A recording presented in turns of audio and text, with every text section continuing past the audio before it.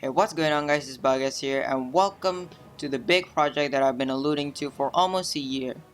Today, I'm going to be reviewing Walking with Dinosaurs.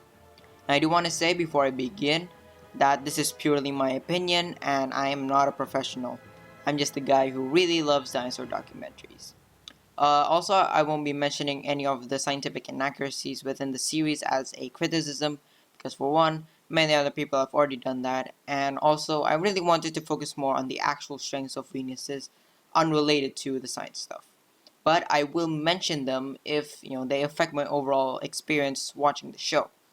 Also, spoiler alert, here's your spoiler alert. If you haven't watched the series, watch it. It is very good. And yeah, if you don't want to get spoiled, there's your spoil warning.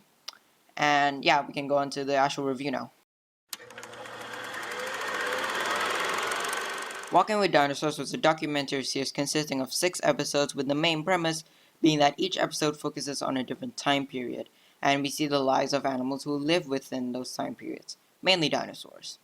The series is narrated by Kenneth Branagh, and his voice and tone fits with the overall mood of the series, and it's also not distracting, which is good because it allows us to focus on what the narration is actually trying to tell us.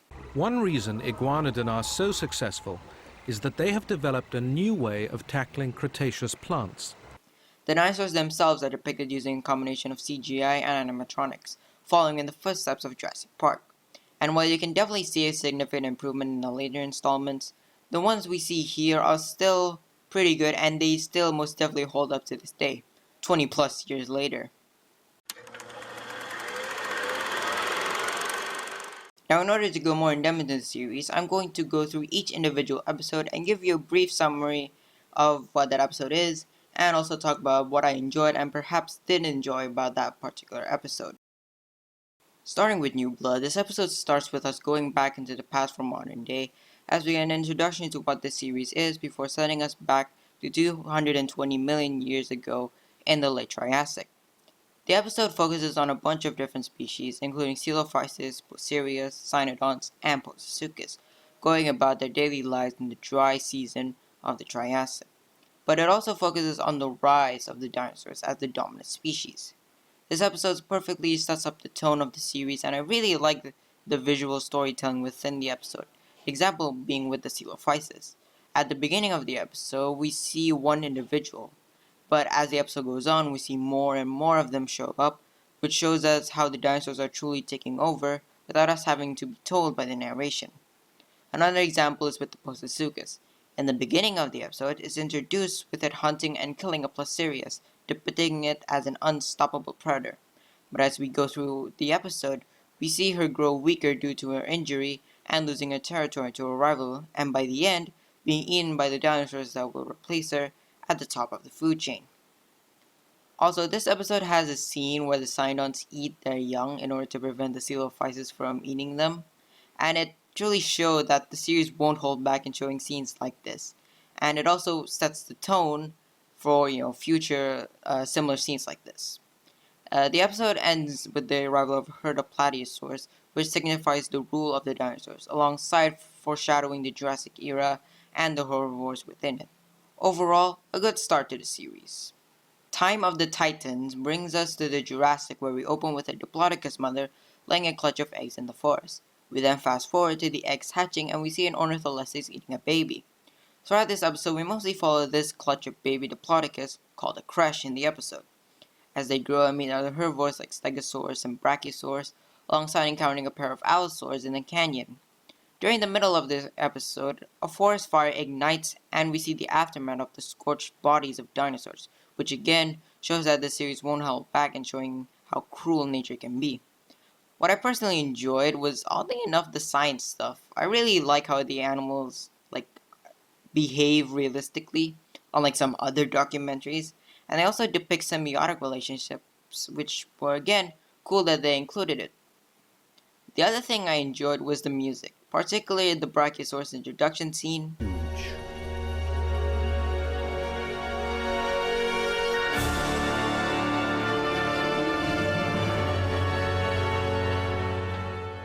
The ending shots of the Diplodocus herd,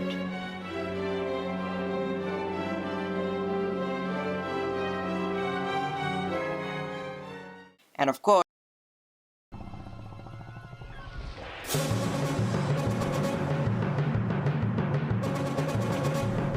this episode was mostly peaceful, and looking back, it's a nice contrast to the previous episode, which to say the least was definitely not the most peaceful. First of all, Cruel Sea has the best opening in the entire Walking With series. The most fearsome predator of the Jurassic is watching his prey. Peering through the water, the carnivore fixes on his unwary victim, waiting for the perfect moment to strike.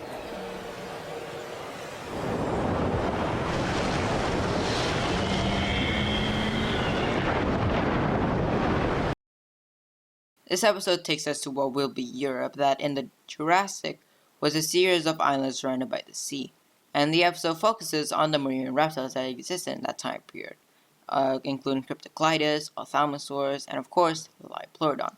And yes, I know it's massively oversized, but one thing I do appreciate is how the camera angles and shots show the true scale of the Liopleurodon. You can really tell how ginormous it is, even from the shots alone. The other highlight of the episode is when the Ophthalmosaurs were giving birth, and one of them gets cut in half by the Liopleurodon.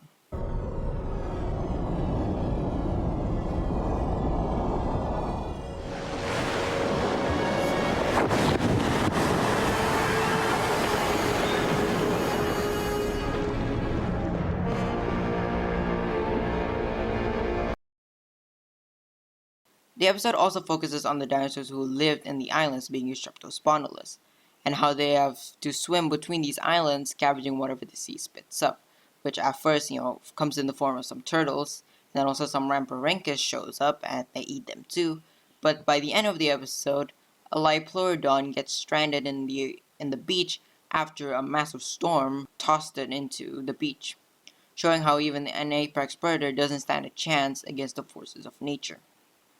Something that I truly noticed while we were watching was how scary the underwater scenes can be, because there's several shots, including the one with the Ophthalmosaurus and the Liopleurodon, where you can see the silhouette of the Liopleurodon in the background. I thought it was a good idea to include him, just in case for those people who are really paying attention. Also, this episode was a lot more peaceful than I remember. Not as peaceful as Time Out of Times, you say, but it's still pretty peaceful compared to some other episodes. Giants of the Sky shows us the last journey of an ornithocheirus as he goes on a globe-trotting adventure to reach the breeding grounds. Along the way, we see two herds of iguanodons in both North America and Europe, Polacanthus and... I know I said I wasn't going to mention any of the scientific inaccuracies, but still. Whose idea was it to put Utah raptors in Europe? Who was it? But at least we did get a cool hump of them. By the end of the episode, the ornithocheirus reaches the breeding grounds, but he finds out he's no longer the dominant male and ends up dying on the beach while trying to attract a female. This episode is tragic to say the least, as the main character we follow throughout this entire journey slowly dies, and with that music, it definitely succeeds in making us feel bad for this poor creature, as it slowly dies in the beach all alone.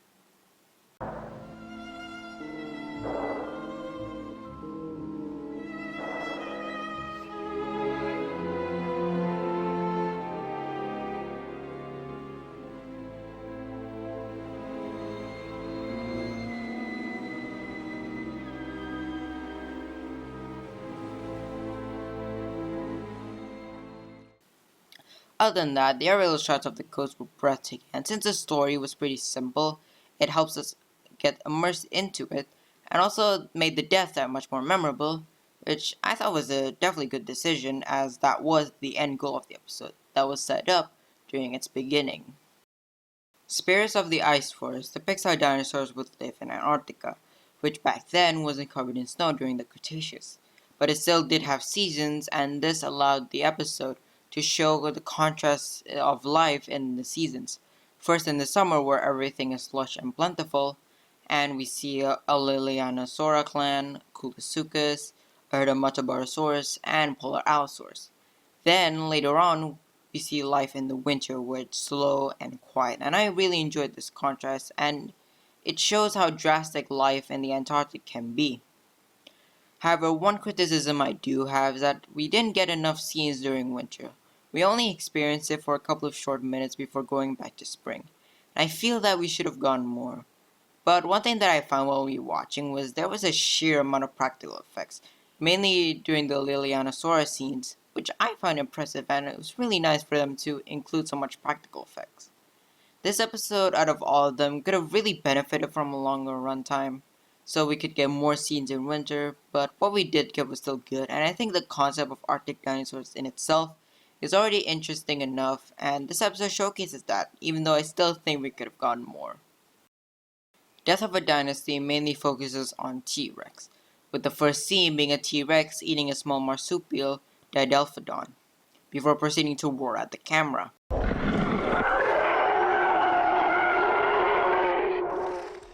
However, I do have a minor rant with this T-Rex design. The head and the body are fine, but the legs look a bit too thin to support this chunky body, and the tail looks way too short and flimsy to counterbalance its front heavy body from toppling over.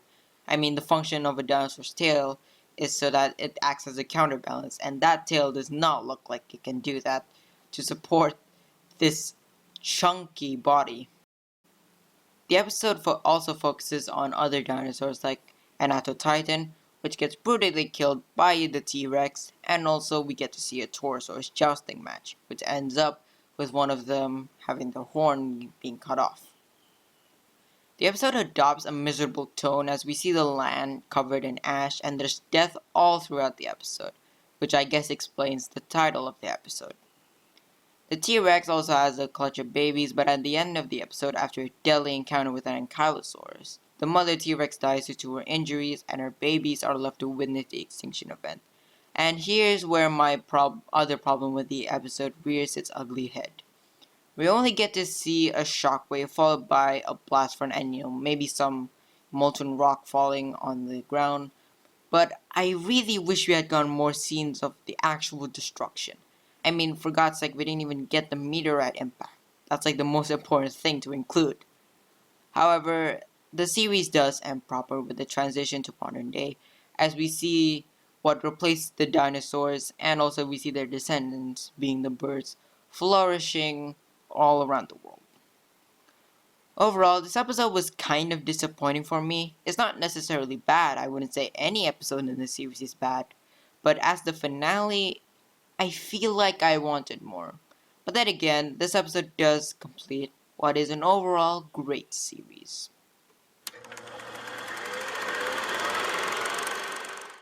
In conclusion, this series is still fantastic, and after looking back at it with a more mature mind, it gave me a whole new appreciation for the series. Some episodes were more enjoyable than others, but the series as a whole is pretty consistent when it comes to the quality of the episodes, and if anything, it was a joy to rewatch. I also can't end this video without mentioning the impact it had. Because of it, dinosaur documentaries became its own genre, and while not all of them are equal, the genre would have likely not even existed if it wasn't for this amazing series. Hope you guys enjoyed the video. If you did, be sure to leave a like, subscribe, and let me know if I should continue with this review series. I mean, I probably will, because it's really fun, and no matter what you guys say, I'll probably do it. But it'll be nice to, if you guys would let me know if you also enjoyed the series. Anyways, I'll see you in the next video. Bye.